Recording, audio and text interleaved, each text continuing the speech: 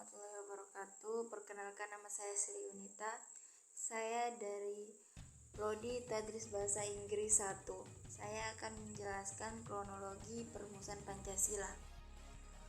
Pada tanggal 29 April 1945 dibentuklah suatu badan yang diberi nama Badan Penyelidik Usaha-Usaha Persiapan Kemerdekaan Indonesia atau BPUPKI atau Dokuritsu Zumbi Chosakai dengan Ketua Dr.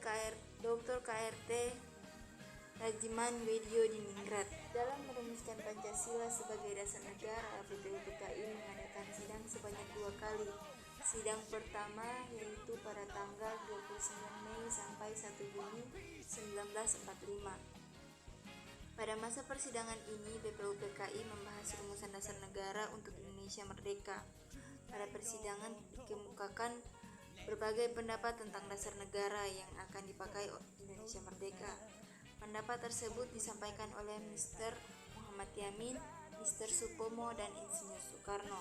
Dalam pendapat Mr. Muhammad Yamin, beliau usulkan beberapa usulan. Yang pertama, peri kebangsaan, yang kedua, kemanusiaan, yang ketiga, peri ketuhanan, yang keempat, peri kerakyatan yang meliputi permusyawaratan, perwakilan, dan kebijaksanaan, yang kelima, kesejahteraan rakyat atau keadilan sosial. Selanjutnya, pendapat dari Profesor Dr. Supomo. Yang pertama, teori negara. Perseorangan atau individualis, yaitu paham yang menyatakan bahwa negara adalah masyarakat hukum yang disusun atas kontrak antar seluruh individu. Yang kedua, paham negara kelas atau class theory. Teori yang diajarkan oleh Marx, Engels, dan Lenin yang menyatakan bahwa negara adalah alat dari suatu golongan atau suatu klase untuk menindas klase yang lain. Yang ketiga, paham negara integralistik yang diajarkan oleh Spinoza, Adam Muller, Hegel. Menurut paham ini, negara bukanlah untuk menjamin perseorangan atau golongan, akan tetapi menjamin kepentingan masyarakat seluruhnya sebagai satu persatuan.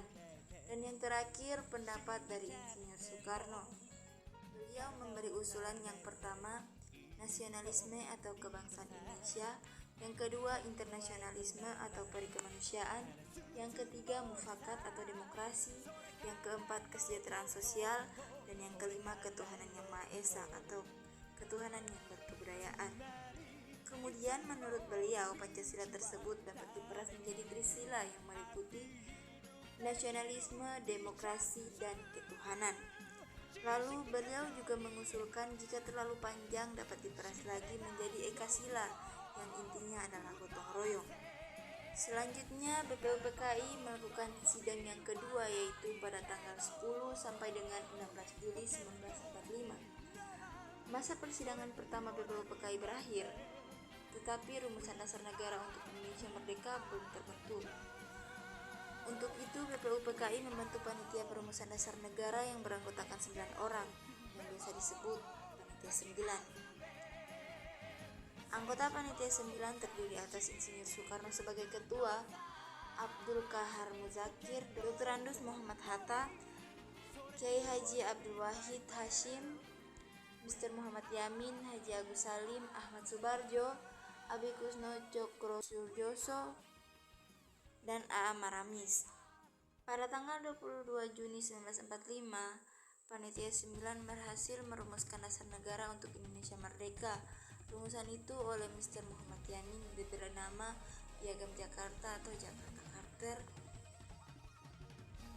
dengan isi ketuhanan dengan kewajiban menjalankan syariat Islam bagi pemeluk-pemeluknya, kemanusiaan yang adil dan beradab, persatuan Indonesia, kerakyatan yang dipimpin oleh hikmat kebijaksanaan dan dalam permusyawaratan perwakilan, keadilan sosial bagi seluruh rakyat Indonesia. Pada tanggal 7 Agustus 1945, BPUPKI resmi dibubarkan karena telah dianggap selesai menjalankan tugasnya. Dengan begitu dibentuklah sebuah panitia baru yaitu PPKI atau Panitia Persiapan Kemerdekaan Indonesia. PPKI menjalankan sidang pertama pada tanggal 18 Agustus 1945 dengan menghasilkan keputusan-keputusan. Yang pertama, mengesahkan Undang-Undang 1945, memilih Presiden Insinyur Soekarno dan Wakil Presiden Dr. Andes Muhammad Hatta, menetapkan berdirinya Komite Nasional Indonesia Pusat sebagai musyawarah darurat, dan menetapkan Pancasila sebagai dasar negara Indonesia. Itulah kronologi perumusan Pancasila dari saya.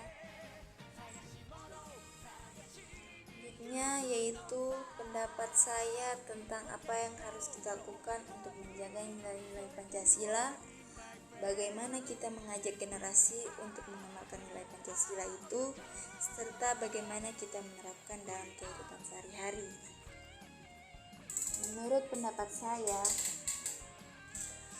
apa yang harus kita lakukan untuk menjaga nilai-nilai Pancasila adalah tetap beribadah sesuai kepercayaan kita, yang bagaimana itu tercantum pada sila pertama Pancasila, yaitu ketuhanan yang Maha Esa, serta terus bertoleransi antar umat beragama, baik umat yang berbeda keyakinan atau yang sama keyakinan.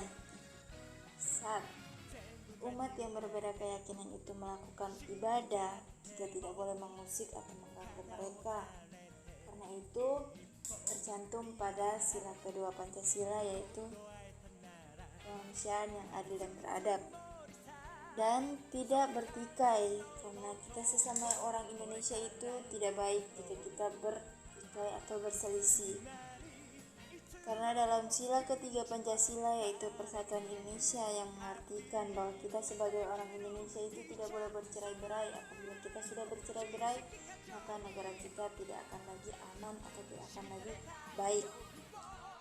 Oke, selanjutnya apa yang harus kita lakukan untuk mengajak generasi untuk mengamalkan nilai Pancasila?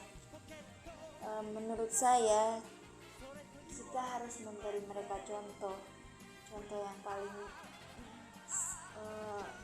simpel itu dengan menghormati orang yang lebih tua, menghormati orang tua atau tetangga, karena itu adalah suatu adab yang baik, sesuai dengan sila kedua, kemanusiaan yang adil dan beradab. Karena menghormati orang yang lebih tua itu salah satu sifat yang mulia. Dan bagaimana cara kita menerapkannya di kehidupan sehari-hari?